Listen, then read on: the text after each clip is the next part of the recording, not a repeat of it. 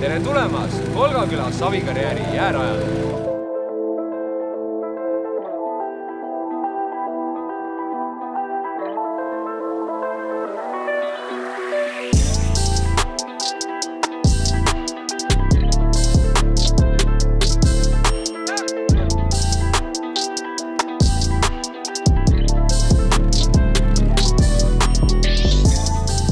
Täna, 20. jaanuaril on siia meie jäärajale kokku kogunenud circa 30 autot, et võtta osa Eesti talvedrifti 2024 teisest etapist.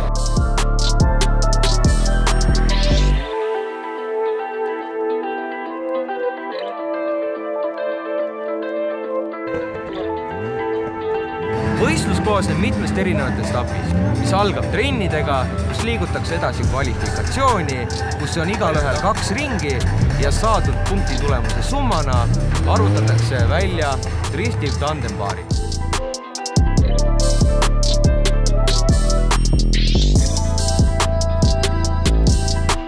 Tandemsõite sõidetakse top 32, top 16, top 8 ja top 4 ning siis juba finaalidega lõpuni välja.